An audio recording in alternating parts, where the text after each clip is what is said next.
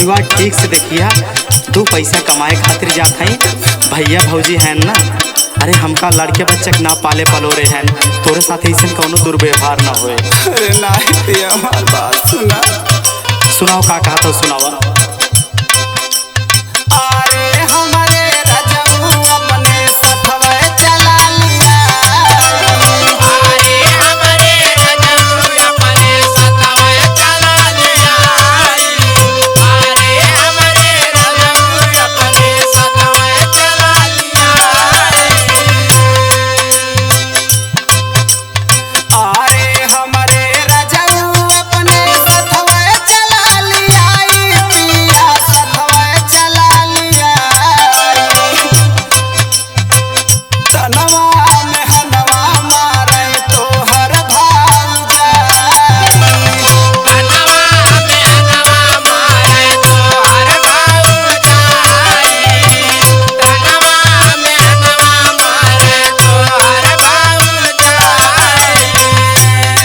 अरे पागल, हाँ पिया, छोट छोट बातें पर ध्यान ना दिया जाला।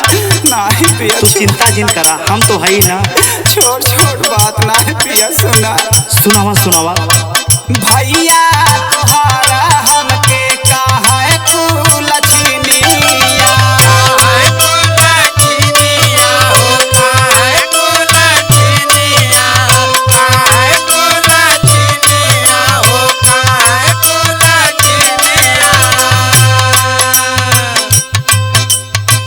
भैया तोहारे हमको कहा है कुलछिनिया, पिया कहा है कुलछिनिया।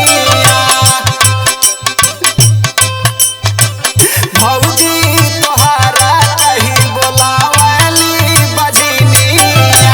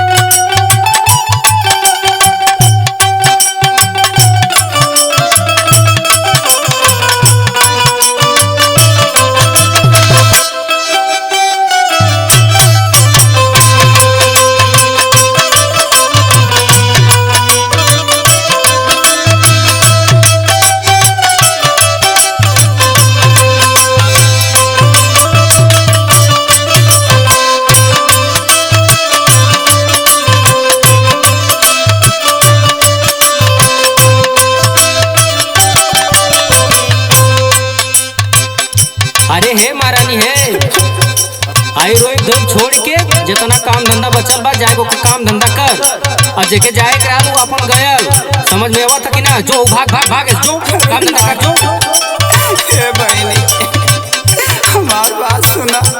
यस काहे करत हो? बोल बोल बोल, का कहती बोल। पियऊ हमारा छोड़ले तोहारे गोहाना,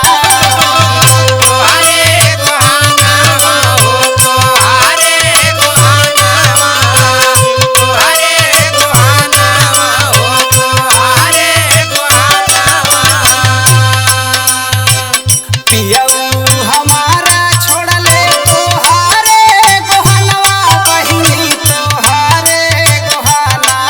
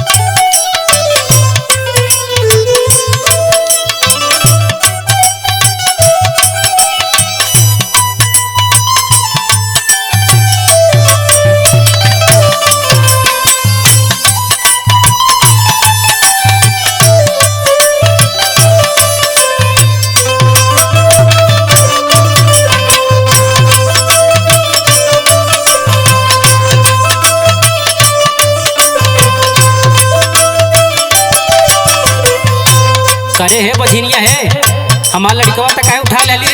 अरे ऐसा ना बोला बे दीदी। ये उठाई पनवा सड़सड़ फीट के सोच गए जब तो है अब हम जो हूँ काम धंधा कर जो भागे से भाग भाग भाग। अरे